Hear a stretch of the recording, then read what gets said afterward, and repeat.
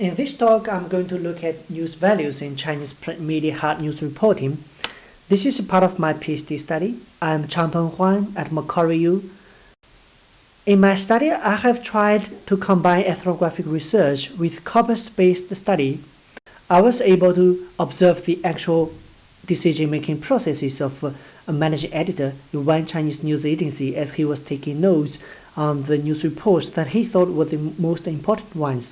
I also attended their editorial meetings, but you would be very surprised to find that the journalists are not actually attending these editorial meetings, and they are not encouraged to do this. This is generally the case across all Chinese news agencies. I also looked at the ways how news reports are evaluated by the review panel in that news institution. Obviously, the news values that they adopt in this review process are related to those as prescribed in the policy documents, as we can see from here. I'm sorry there's no English translation for this in this talk, but I can tell you that the highest level of news reports emphasizes the attraction of readers' attention. In some other parts of this document, we can also find emphasis on the attraction of leaders' attention. Leaders means the political power allies. I also recorded their writing processes with some retrospective interviews with the journalists. Based on my ethnographic research, I have found that the expression of news values inclines towards human interest, positivity, and prominence regarding news events and actors, favors competition and predictability in the news selection process, highlights the presentation of accurate information, especially about political power allies, and emphasizes a reader-friendly language style. The editorial meetings emphasize values in the news events and actors.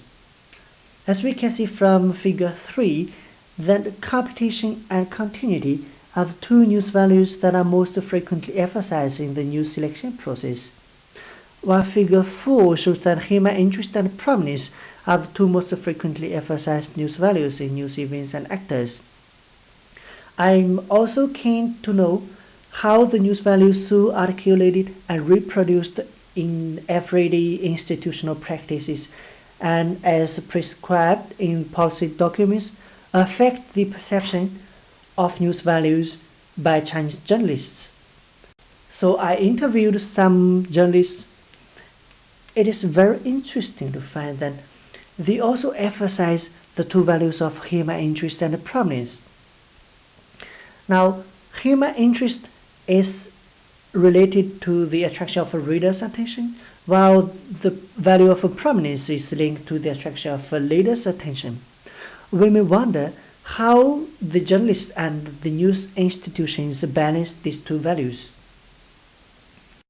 Despite of this ethnographic research, I would also like to show some corpus findings about how the news values are discursively realized in the corpus. I've built up a comparable corpus of Chinese and Australian hard news reporting, as my corpus is a part of space tagged, semantically tagged, and also pragmatically tagged. I'm able to compare the distribution of stance across these two subcorpora. As we can see from these two tables, there are more stance markers in the Chinese corpus than there are in the Australian corpus. The frequent occurrences of stance markers points towards the news value of a human interest, that is to attract readers' attention. While if we look closely at table 2, we can find that there are more positive than negative stance of affect and judgment.